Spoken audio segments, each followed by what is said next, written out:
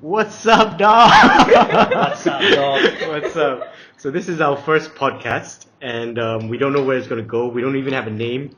So whoever has a name that they can recommend, do mention it to us. K9 chat line. Yeah, when whatever Instagram account that we have later, that we'll probably announce it. So my name is Brandon. I'm James. I'm Leanne. And the motive of this podcast is to converse everything about dogs. In later episodes, we'll probably talk about or invite friends who are probably in the industry, who are professional at it. And I think to begin, we'll just start with introducing ourselves. So I'll let James introduce himself. How did you begin, and why do you love dogs? Wow, loaded question. All right. So I'll rewind back a little bit. I guess my family and we've always had dogs, but how it all started, and I think those growing up in Selangor or Kuala Lumpur might know. So back when I was about 5 years old, and this was in the late 80s, we grew up in a place called Kepong, and Kepong isn't what it is now. You know, back in the late 80s, my dad was traveling around for work all the time. Mom had my sister and I in the house, and then there were lots of gangsters who come by the house and extort for protection money, right? They come once and twice and it's alright, but then after that it escalates and my dad didn't feel safe. So that was the first time in our lives we had a dog. I was about 5. It was a Rottweiler female named Shasha. Phenomenal dog. For what it was, for what we knew in terms of training back then, it was a phenomenal dog. And then obviously, I think it was about 10, 12 years old, and she passed away. Then we had every other breed in between since then. We had the floppy ear spaniels, we had toy dogs, I think we had the Maltese, we had... I think everyone goes through that. Yeah. really, I think everyone we had goes through the terriers, the American bullies, and then I guess where we ended up right now, fast forward, like 30 over years now, we have 3 Rottweilers in the house, whom I love dearly. That's like the long journey of the story of how I ended up with dogs and how I love dogs. But the journey of how I ended up with Brandon is something we'll cover later. That's an interesting story. That's like it's like dog 101 on steroids. It was just everything I had learned in the last. Yeah, so I think we need to disclaim a little bit of things first. Yeah, so we're in this episode or in future episodes or this series at any point of time. It's merely for opinion's sake. So I don't think there's any professional statements that we are making, and we are just really discussing and talking about what we really like, right? I think that's important because there are a lot of haters out there. Right? Yeah. So Leanne. Yes. Over to you. Tell us a bit about yourself, how you ended up with dogs. How old were you when you first got your dog? I was 7 when I first got my dog, but that was a bit of a short time because my dog, I got her for 2 months and then she passed away. Oh, what breed? Yes, it's a miniature pinscher. Oh, yeah, I miniature pinscher, black miniature pinscher. Then I watched this cartoon. It's called Oval, if I'm not mistaken. It's actually Oval the cat, but I named my dog Oval. I see why you have Doberman. Team Black. Yeah. So my dog died because basically I was 7. My parents don't let me go out the house on my own with a dog that is a miniature pinscher. So then my helper was supposed to take the dog for a walk and then come back.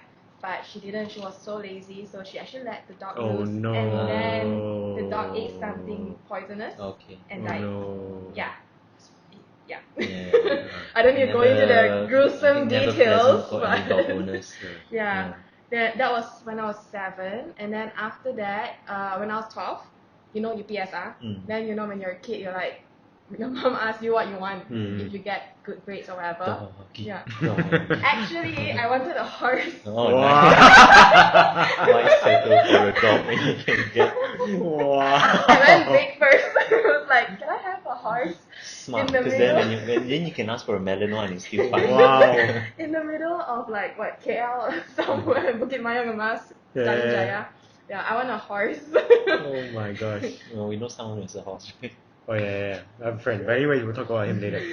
So yeah. Yeah. So how many then, dogs have you had in uh, total throughout your lifetime? Now I have the fourth one. So Oh, okay. Leah is the fourth one. Okay. Yeah. My So they dog don't. Owen. So you only have one dog right now. Yeah. No, two. Okay. One old dog and then one Doberman. Both the words. Oh no. The dog is actually stray. Oh, okay. Yeah, That's yeah, that's yeah. cute. Yeah. So she's stray. She was abandoned Yep. because of her skin issues and stuff like that. She's born with a lot of skin issues. Then she was abandoned, and my aunt took her from her village in Ipoh somewhere. So then she took it to our. She ended up in our house, and then we just took care of her since then. Oh, that's nice. Yeah. That's nice. So for me, I grew up in Hong Kong, and back then when I was younger, obviously in Hong Kong we don't have a lot of space, right? So for me, getting a dog was very, very difficult. So what happened was my parents bought me dog books. You know those dog books with a lot of breeds, right? So yeah, it was literally like that. So when you flip a page, you read from A to Z. There's all the type of breeds. So literally, I studied it like when I was really young. Now you ask me, I probably forgot, but I could tell you whatever breed through its character. I name every single breed. I know what page number it is. Back then, but if you ask me to study, then that would be a different story, right? So then, I think I was about 7 or 8 back then. Then actually, my first dog was given to us, which was a Shih Tzu. Yeah, I don't know what happened to him. Because when you come back, sometimes it's just never here anymore when your parents get mad. So I had all types of dogs and different animals in my house in Hong Kong before, from rabbits to hamsters to turtles to whatever, and so then we moved at the age of 9. I moved to another house in Hong Kong, and we were walking on the street. And these guys were selling stray dog or mixed breeds. Yeah. So in Hong Kong, if you walk in the street, sometimes they have like those SPCAs that they start selling the dogs. They sell it. They don't like it's not for adoption. So I had a Maltese mixed poodle.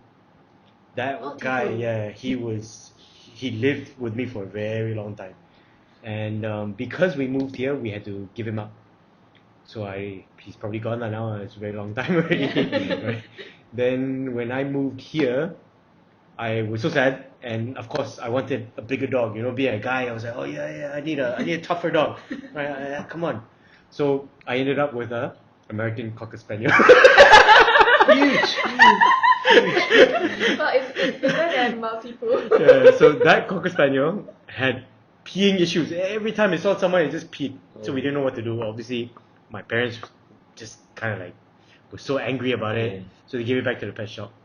Yeah, a couple months later, my mom and I went back to the pet shop and we bought a Rottweiler. Oh. Yeah, we bought a Rottweiler. Yeah, in KL. Then my dad found out. So my dad found out before I could take him back home. She was already gone. I couldn't bring him back because my dad found out. Because the perception of Rottweilers are, hey, these dogs kill people. Especially Exactly. So then it moved on to a German Shepherd, which was a beautiful German Shepherd named Brax. He was he was a show line. I didn't know what show line or working line was back then. So we took him back. I had him for a couple months. Reason for that was because he started to smell.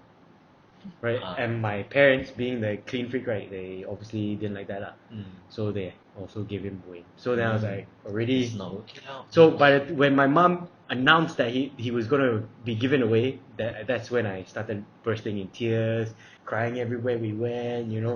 Very, very sad. Then my mom, so I convinced my mom. I think I was quite young. So I signed contracts, hey mom, you cannot give away, this kind of thing.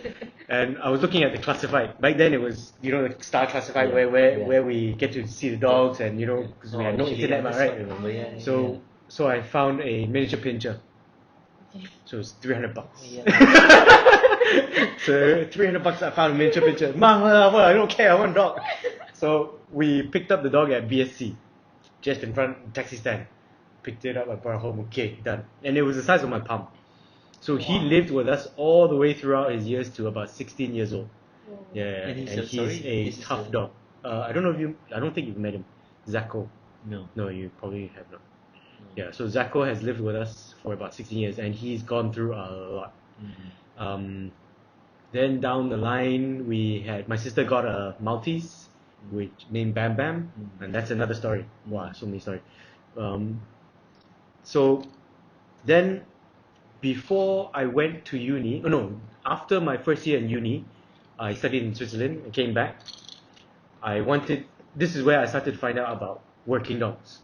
Right, this is where I was like, I had the interest of dog protection, because German Shepherd Rottweiler, you had the possession of doing protection and whatever lah. That was the coolest thing ever lah. So I googled and used YouTube to find out what actually protection is. So the first person I actually saw on YouTube was this lady called Sharon Ronin. She is a WUSV champion, which basically is like the sport that I'm currently doing called IPO, formerly known as IPO, now known as IGP, which is International Gebrauchsprüfung, which is International Working Dog Examination. Yeah. So this consists of 3 phases, which is tracking, obedience, and protection. So she was the first one that I saw, and she won. She was one of the first female dog athletes to ever win a WUSV, because this competition dates back to history, really, really long. Then, searching a bit further in, I found this guy called Michael Lee, who is actually my trainer now. I'm very, very privileged to be training under him. And I saw him compete, and I was like, wow, he had a different dog that looked like a German Shepherd but was brown. And I was like, this is interesting. Right? So I googled a bit more what breed it was. It's called Belgian Shepherd Malinois. Why I decided on Belgian Shepherd was because back then there were a lot of people stealing dogs, kidnapping dogs. So my cousin had 2 Rottweilers stolen. They climbed into the house, picked up the dog, and really kidnapped. Rottweilers. Yeah, Rottweilers. Yeah. I think up to a year old, there's probably maybe even 2 year So old. these cases were happening very frequently, and then I saw this dog. Belgian Shepherd Malinois. He looked like a mutt, looked like a mongrel, but had the character and the working ability like a German Shepherd. I was like, okay, this is not bad. Then I checked if it smelled, all these kind of things. That was like the priority back then. Pee issues. Yeah. So I found a breeder, and I didn't know what to expect. So what I did was again using classifieds. Back then we had a lot of classifieds too. So this breeder from Ipoh brought 3 puppies, and then this is where I started to Google how do you choose a dog. Right? I didn't know anyone. I didn't know how to choose. So whatever I did was through Google or whatever that we could, or books that I read. So the dogs came. I did the umbrella test, the dropped the ball. Right, and I was like, okay, I don't know what's going on, but I saw the dog that I was looking for, which is Kira. She was curious, but she wasn't scared. So I found, okay, this character is something interesting, and I think, according to the book, this is what is good. I was like, okay, I'll take it. Kira was my first Belgian Shepherd.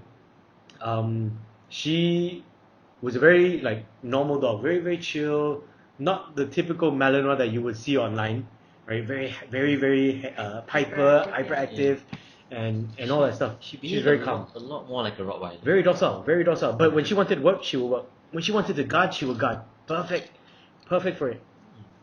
So, okay, then the sad story would have been, in short, Kira murdered my Maltese. Yeah. So they were never together when they were young. So Bam Bam was always inside the house. Kira was always outside the house. Then one day my maid left the door open, and Kira saw something white, and boom, okay. So that was a shocker lah, right? Very, very sad.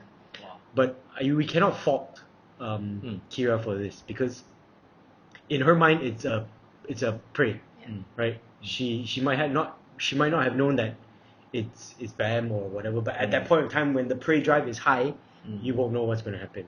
And it didn't seem like she was going for the kill, right? Because she went in and she bit the chest, which had no wounds.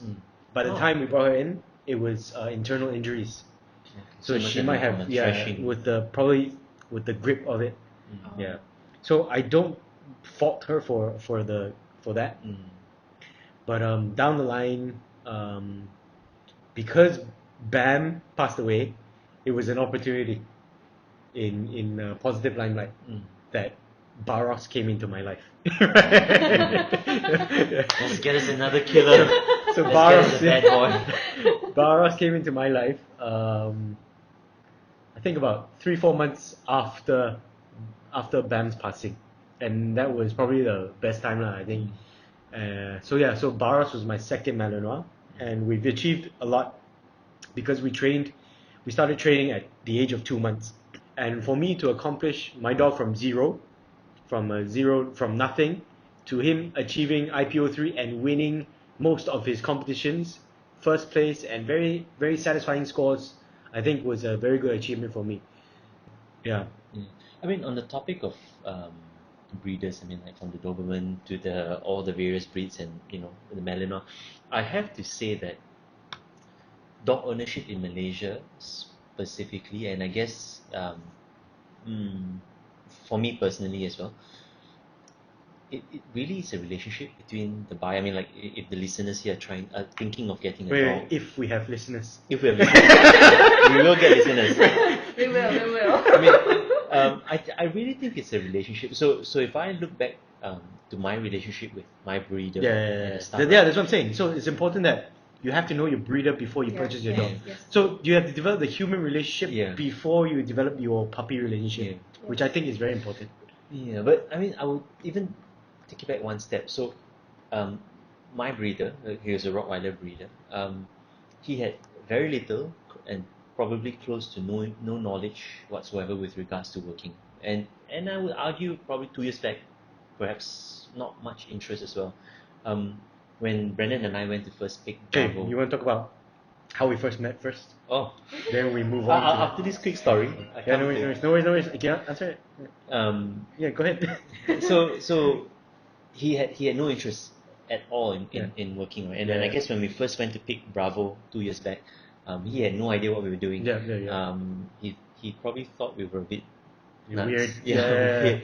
Why would you choose a dog like that? This is not the right way to choose a dog. Yeah, correct. And in all the years of him breeding and selling dogs, he would have probably never come across someone like us the way we pick dogs. Yeah. Fast forward to 7 months back when we went to pick Hilda. It was a completely different. So Hilda's your new Rottweiler, your latest edition. My pride and joy. So we were on the same page. He knew what we were looking for. He could suggest, look at the orange collar, look at the red collar, and I say it's a relationship because I'm learning a lot from him, and we're probably chatting pretty much every day on WhatsApp, and he's telling me about and his concern and his knowledge base is more from from the show side. So he's telling me how to avoid things like hip issues, elbow issues, overweight, underweight, growth development and sort of telling me to be patient about the mental growth of a Rottweiler because they're really slow maturing. Whereas I'm sharing him and trying to infuse interest and pick his interest on the working side, and it became a relationship. And over the last 2 years, I would say both our knowledge of the Rottweiler increased together. I learned a whole heap about his responsibility as a breeder. I learned a whole heap about his sacrifices as a breeder, and he learned a lot about on our side as a buyer and as an owner, how disappointed we are when we don't get a dog who's able to do what we want to do, and he feels so responsible. And then how happy we are and how happy he is when it's the right match. When we get the dog that we want, and he's like, thank goodness you took the crazy one because there's no way I would have sold that dog.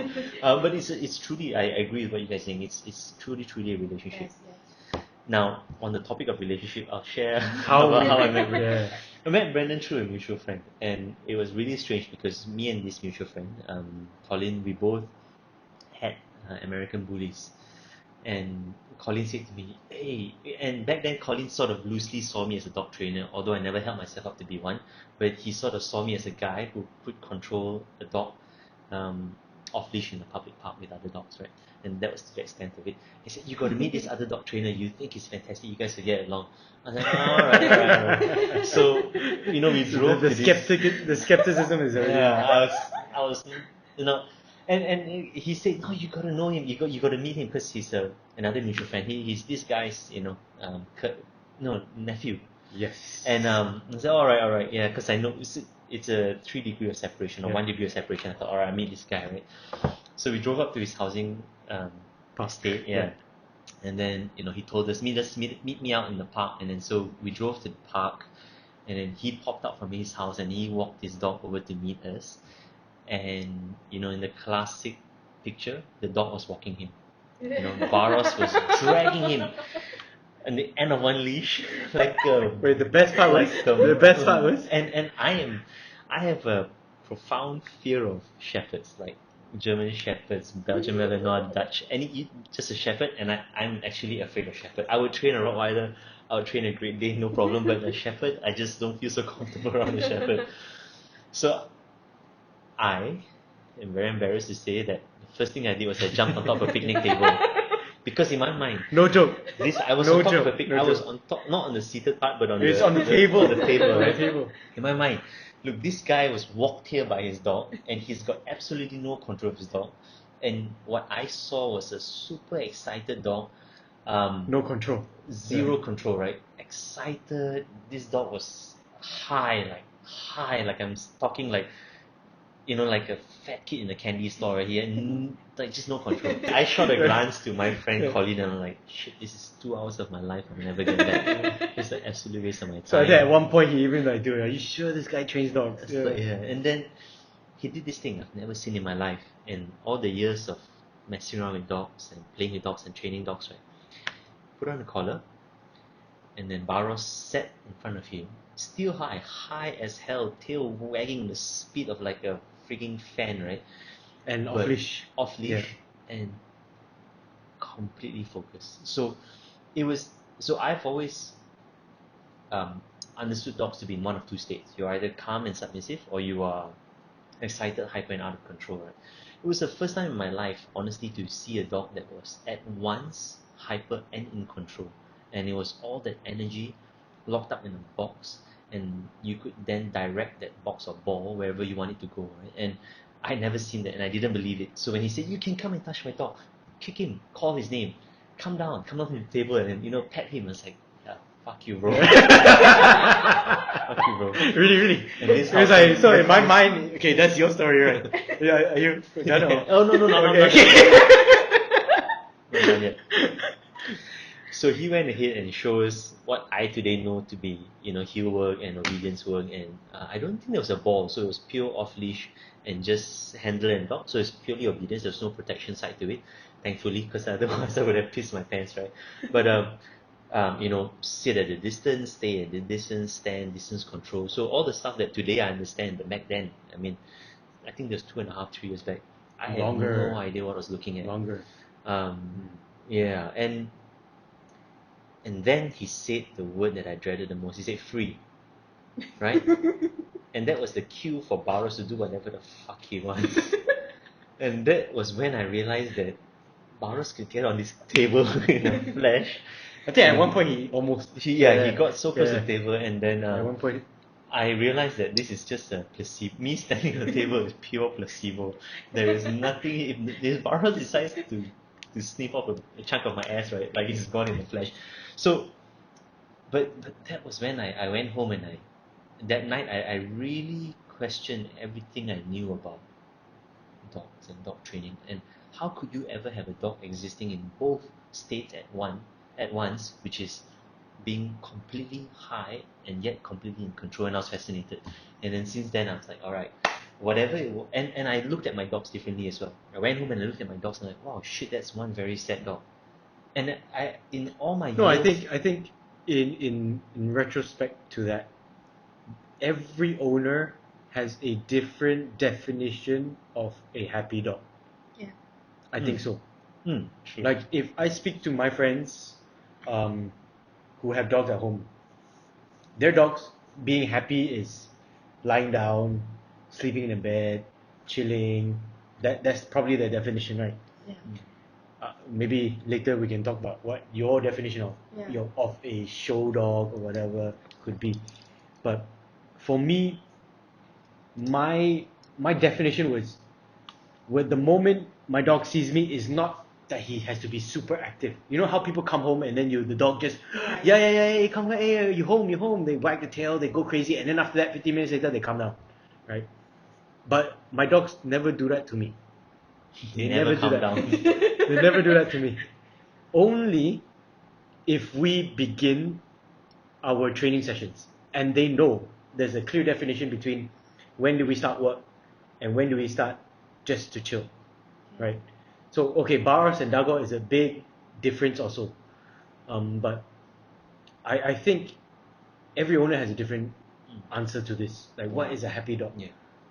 But I mean, going back to that chance encounter a couple of years back, I really went back and saw, and at that point in time, I think I had two dogs. I had an American Bully and a Rottweiler, and I really saw how I won't say sad. Probably sad is not the word, but how Docile. no, I would say how fearful my dogs were. Oh, right. And it's a very painful word to use. I'm not sure about I mean your experience with Dobermans, but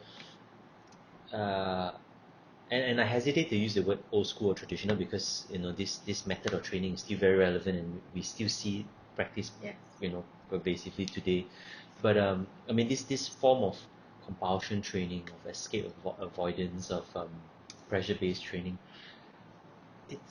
it was the only way I knew how to train a dog, and I got results.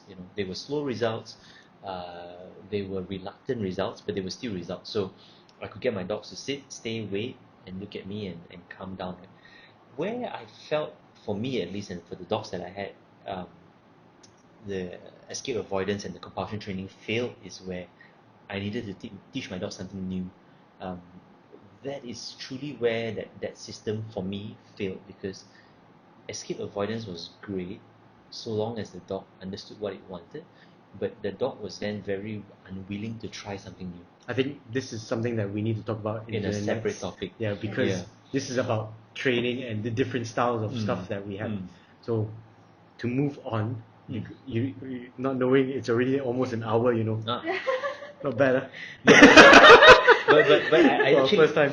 I do want to ask one more thing on the Doberman. So a while back, I think probably 1 year back, I went to a guy's house and he, like, this guy spent a lot of money on dogs, right? And he had a corner lot house, and in that house, I think there were like easily 20 dogs, and of various breeds, and each of them were probably, at some point show champions and show dogs.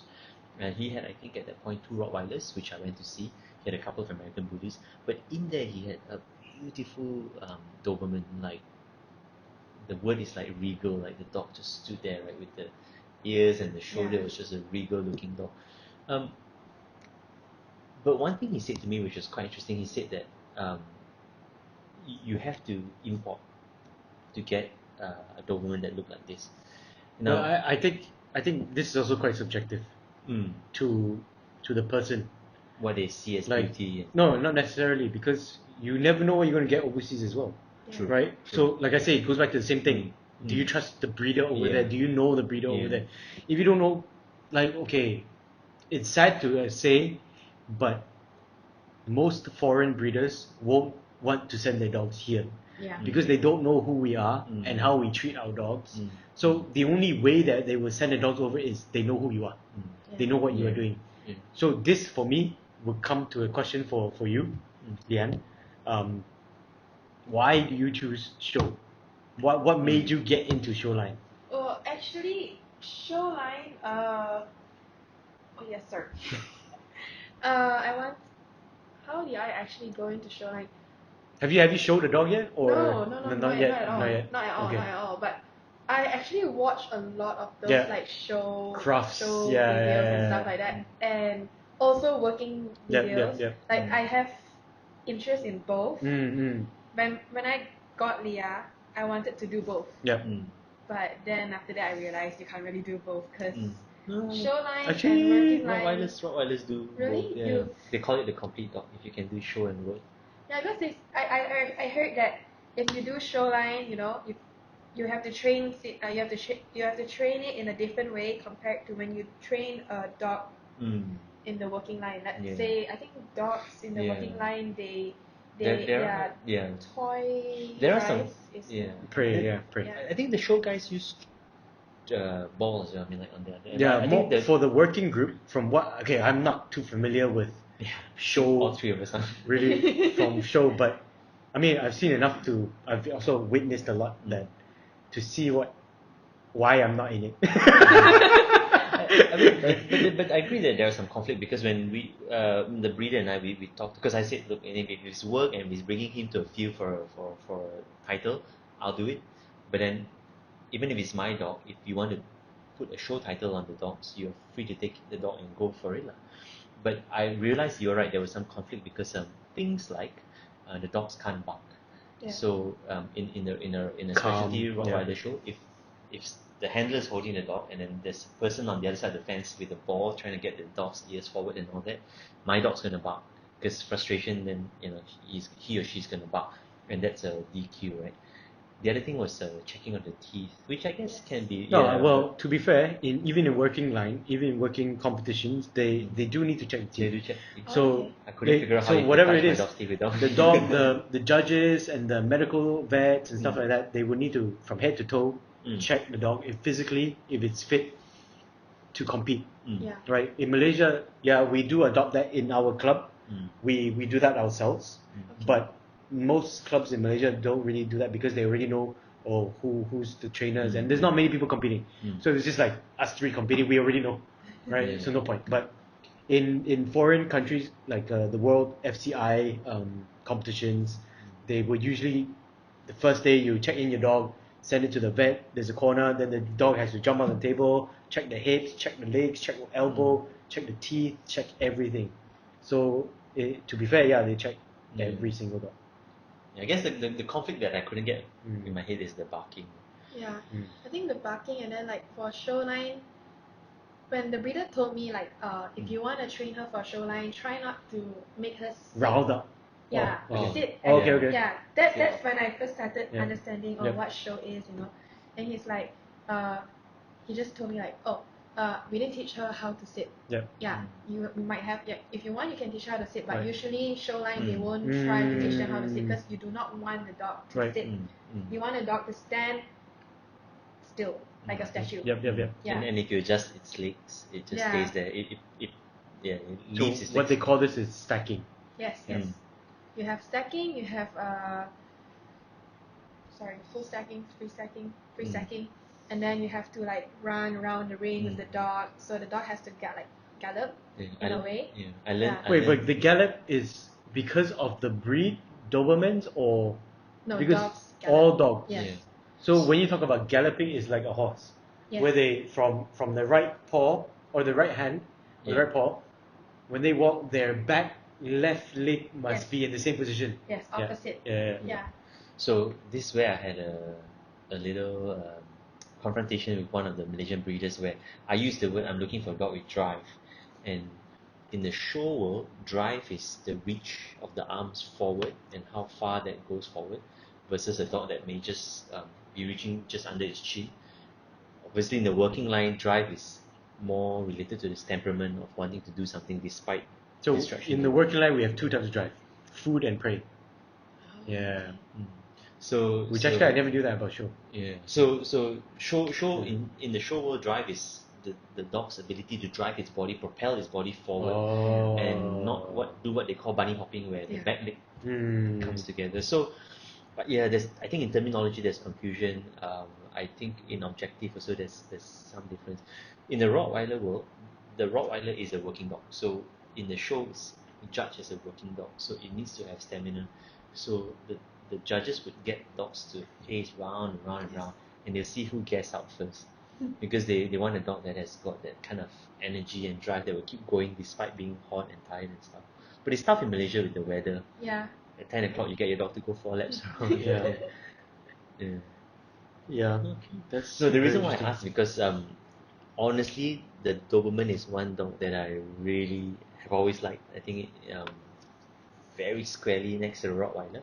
And I've always wondered, like, you know, to really get a good example of a good specimen of a Doberman that we can both at once show and work, you know, does it have to be an import, or do you think that there are sufficient good breeders, sufficient gene pool in Malaysia that we can build upon? I think there is a few very good breeders, but then let's say gene pool, I think it's quite limited. I think it's quite limited because you know you only have this amount of breeders, this amount of dogs, and then they breed among themselves, then they have their litters, and it just continues. Whereas like in some countries they've got huge. Okay. Cool. Maybe to close off, where can we find you guys on Instagram or Facebook? Well, for me, Brandon with Barros, you can find us on Barros Vonder Tigerland.